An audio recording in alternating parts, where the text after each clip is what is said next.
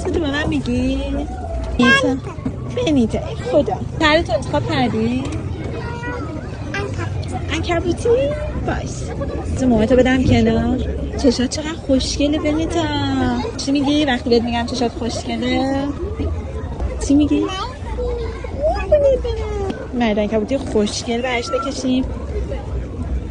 بنیتا چند سالت بود؟ 3 سال؟ آفرین. چشاتو ببند خاله ببند.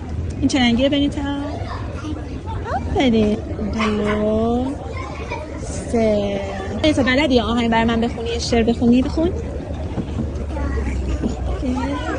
بلند بخونم. آره خوش.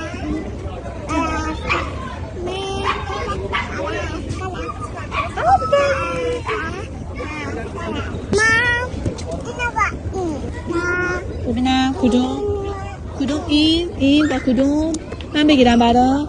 بذار من بگیرم. خب این دیگه کدوم؟ این باش. الان بهم میگو کجا بزنم باشه؟ اونم میخوای؟ بذار من برای در بیارم. خوبه؟ اینم میخوای؟ خب اینو کجا بزنم؟ کجا؟ اینجا؟ ای خدا. اینو کجا بزنم؟ این بر باش. این بر بزنی. اینو کجا بزنم؟ اینجا کی زدیم دیگه کجا؟ اینجا دی دماغه. اینو دماغش بزنی میدونه. اینه چی؟ اینجا که موهاته. دیگه کجا؟ بازم اون رو دماغ. بالاتر اینجا بزنم. بیا حالا اکلیلش هم انتخاب کنه بنیتا. کدوم؟ همشونو. صورتی کجا بزنم؟ اینجا. زمین لپش. وای خدا. بنفشو کجا بزنم؟ اونجا.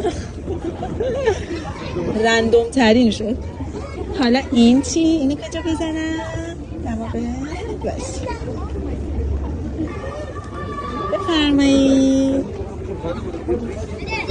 یه دونه انتخاب کن باشه. یه دونه همه میخواد. یک دونه باید انتخاب. باز بقیه نینه ندارن. با بنیتا ببینیم کدوم کرومی. یکی دایناسوره بنیتا.